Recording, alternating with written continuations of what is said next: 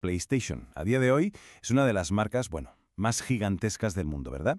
Pero su historia no es la típica de un éxito que se planea en una sala de juntas, para nada. Es una historia de venganza, de una traición corporativa en toda regla y sobre todo de la rabia de un ingeniero que dijo hasta aquí hemos llegado.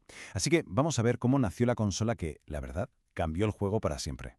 Y todo arranca con este hombre, Ken Kutaragi, un ingeniero de Sony. Y esta pregunta que suelta no es una simple cita para la historia, es un grito de guerra. Es justo el momento en que un proyecto que parecía muerto se transforma en una misión personal para derrotar al gigante que les acababa de humillar. Para entender de dónde viene toda esa rabia de Kutaragi, tenemos que rebobinar hasta finales de los 80.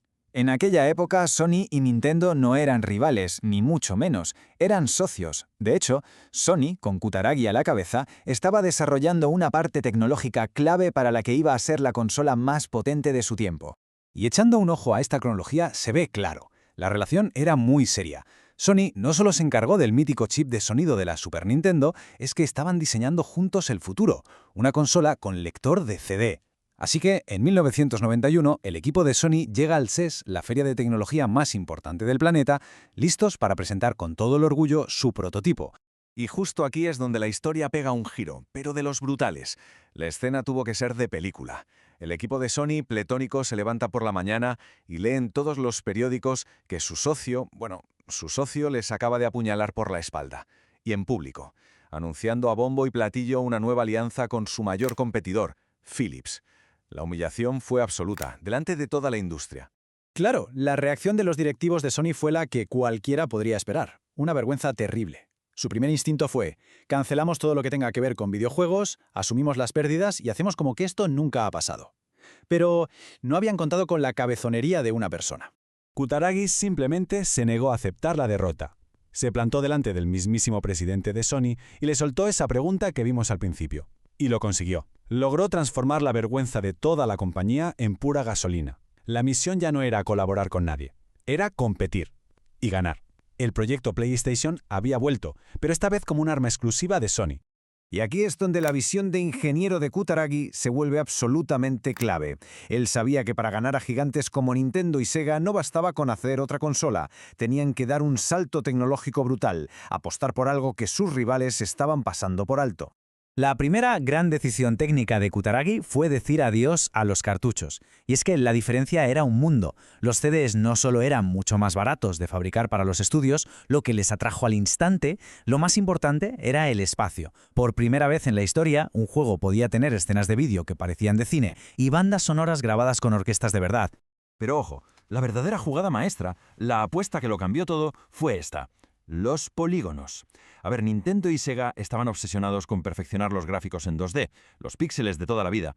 Pero Kutaragi, él miraba más allá. Vio que el futuro real estaba en construir mundos tridimensionales. Y esta decisión, no fue solo para que los juegos se vieran más realistas o más adultos. No, esto definió el alma, la identidad entera de la PlayStation. Fue la clave de todo su poder. Y con toda esa innovación bajo el chasis, la PlayStation por fin salió al mercado en Japón. La consola que había nacido de la pura rabia estaba en la calle, preparada para la guerra contra sus antiguos socios y, bueno, contra toda la industria.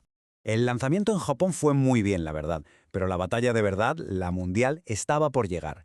Y la victoria final no se decidió solo por la tecnología, sino por una jugada de marketing tan simple como demoledora. Todo ocurrió en la feria más importante del sector, el E3 del 95. Bien, situémonos. E3 de 1995. El ambiente está cargadísimo.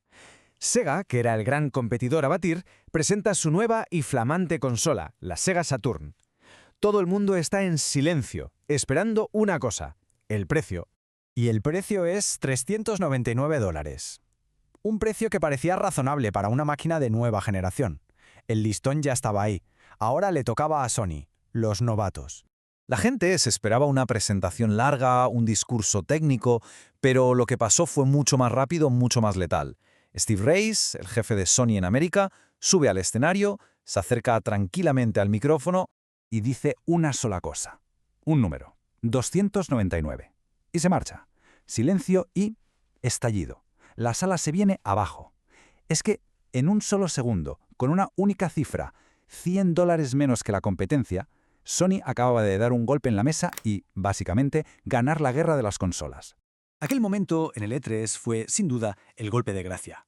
A partir de ese día, el ascenso de PlayStation fue simplemente imparable, todo gracias a la visión técnica de Kutaragi y una estrategia comercial, pues eso, brutal. Esta línea de tiempo lo resume todo a la perfección. En menos de 10 años, Sony pasó de ser la empresa humillada, la que no sabía nada de este mundillo, a ser el líder indiscutible.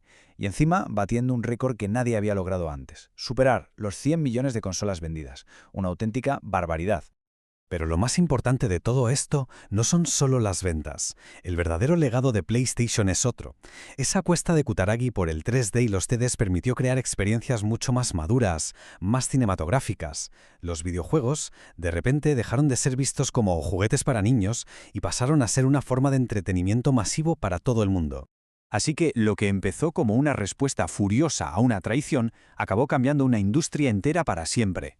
Una historia que nos enseña que a veces una buena dosis de humillación puede ser el mejor motor para innovar. Y claro, esto deja una pregunta flotando en el aire para la memoria de mucha gente. ¿Cuál fue ese primer juego que nos demostró a todos de lo que era capaz esta consola?